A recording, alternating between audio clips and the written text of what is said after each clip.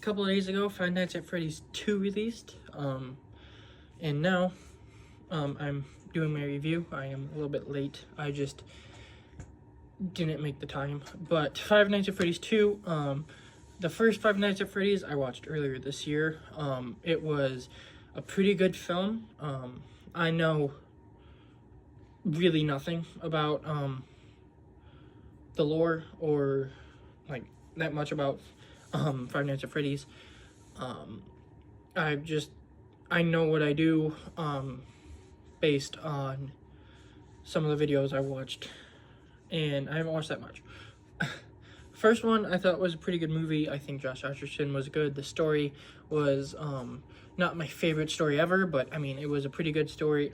Matthew Lillard, who I think is one of the most underrated actors, and I think is just a really good actor, was in it as William Afton, and I think that he was good.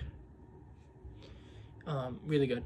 The animatronics and everything were pretty cool. I think that the story and what they are and stuff was interesting.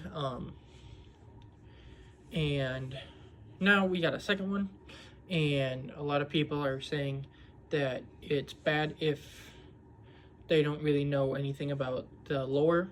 They're just saying it's a nonsense plot, blah blah blah. And then there's the people who do know the lore, who it's like the whole thing is just basically Easter eggs to the games, and so they're like, oh, it's great, everything. I know absolutely nothing, and I am gonna say that I liked it.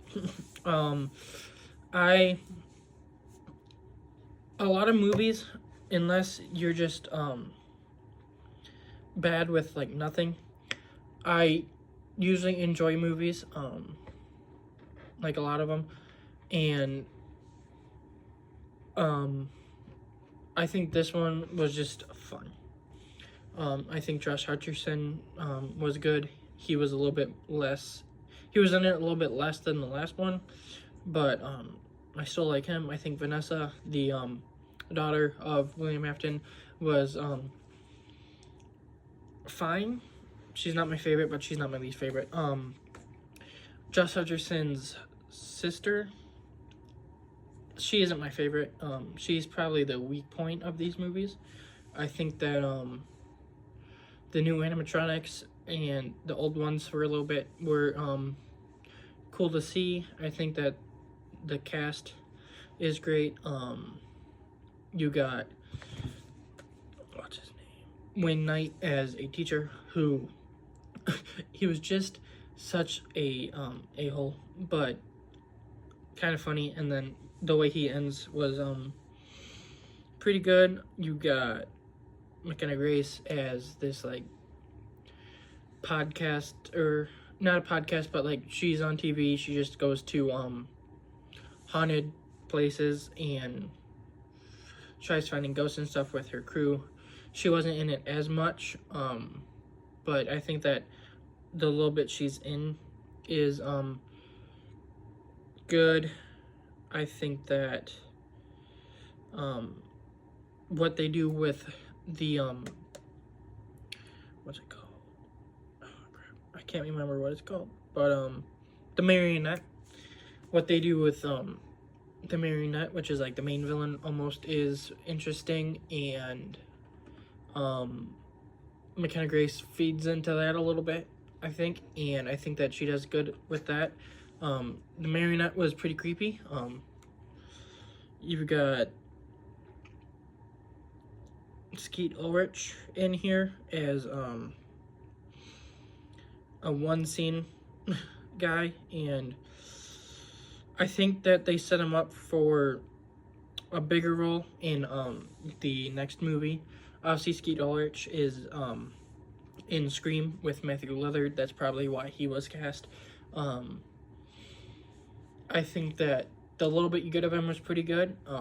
Obviously, it would have been a little bit cool to see a little bit more of him. Same with probably my biggest complaint of the movie is that Matthew Lillard was not in it as much. He was in 2 to 3 scenes, and they weren't big scenes. Now, in the post-credit scene, he does get set up for a bigger role in a third movie if that happens, which I'm hoping does. And then obviously you got like the where it's not exactly Matthew in the scene at the beginning, but you've got his character in the Yellow Rabbit at the beginning, kind of showing a little bit of what he was doing. And I think that that scene was pretty cool. I think that the other couple of scenes you get of him are good, and he just plays that like creepy guy really good. And I'm excited for the third one because that's setting him up for a bigger role, probably even bigger than the first one. So, and it's not like the first one was a big role, but like he's probably gonna be in the third one more than he was in the first one, and that is for me exciting because I like the character. I think what they do with him is interesting. I really like Matthew Lillard as an actor. That I think that the son of Matthew Lillard and the brother of the Vanessa character, Michael. Where is he? I'm trying to find him on the cast. Yeah. Michael, the son. I thought that he was fine. He wasn't in it as much, but I think that the bit of him you get is somewhat interesting. It wasn't my favorite, but it was interesting. Another problem I would say I have with this movie is that the animatronics don't really do much. Because like obviously the trailers show it where it's like the show where the animatronics are out and about and there's gonna be like all these different things happening and not much really happens. There's not as many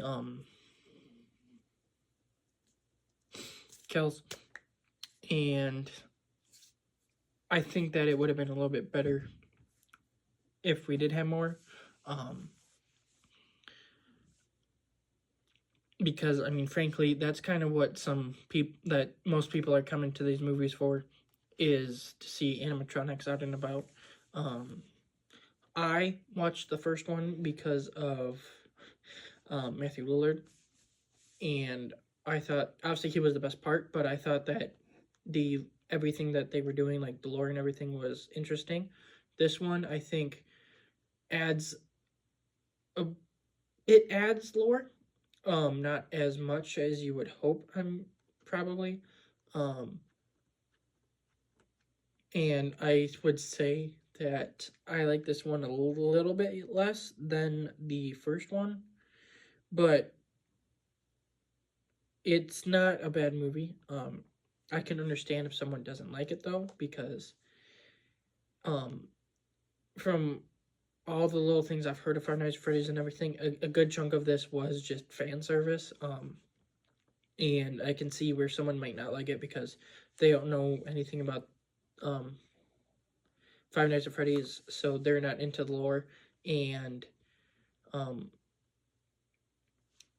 so they come to these movies to have fun and have a bit of a story. Well, like you could have fan service and all that here and there, but also have like a story. And this one, I mean, it has a story, but the story isn't fleshed out. It isn't done as well as it probably could have been, and I feel like most of the characters do get a little shortchanged here and there. Like Matthew Lillard,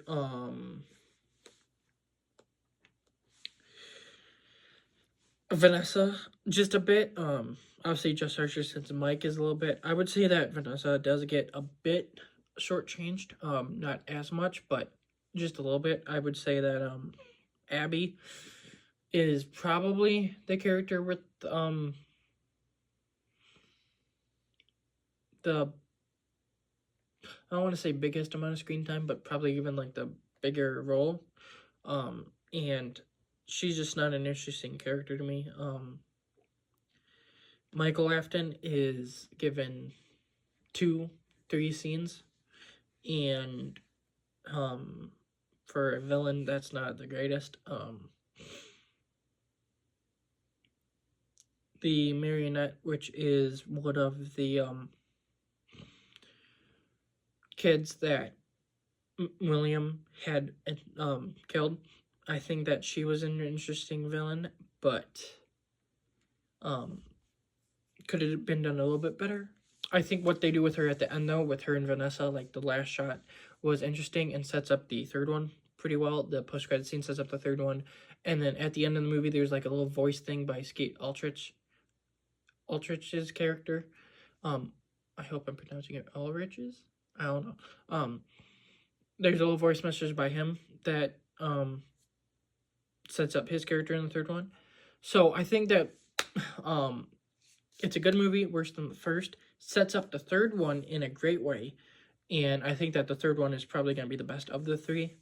But I would say that's what this movie's biggest strength is setting up a great third movie.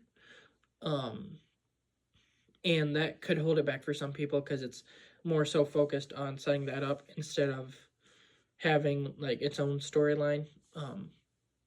But all in all, I thought it was a pretty good continuation of the second one. And I'm not like the biggest fan of Five Nights at Freddy's. I don't really know that much, but I think that they're pretty good. And I'm excited for a third one. And that was kind of the job of this movie, was to get me excited for another one. And I am excited for another one. So it did its job pretty well, I would say, for me. But that's my thoughts. Thursday, I will have a review for Merv, the new movie starring Charlie Cox. And then Friday or Saturday, hopefully, I will have a review for Man vs. Baby, starring Rowan Atkinson. Unless I can't find a way to watch that, but I'm pretty sure I can find a way to watch that. And then we'll see what else is going on in December. The Supergirl trailer will be released this week, and then Avengers Doomsday and maybe Spider-Man Brand New Day will have trailers this month. I don't know if I'll do a video for Supergirl, but I do kind of want to try and make a video for the Doomsday trailer and the Brand New Day trailer, just to see if I like making videos like that. I might do a Supergirl trailer, like reaction or something. Not like reacting to it because I don't know how to do all that, but like kind of my thoughts and breaking it down a little bit. But if not, I will do one for Doomsday. And then obviously there's Avatar this month, Anaconda. Mayor Kingstown is ending the 4th season, which hopefully I'll be caught up by then, but if not, I might watch that next year. But I think that's most, if not everything, for the rest of the year. But yeah, those are my plans. So I will see you in a couple days for Merv.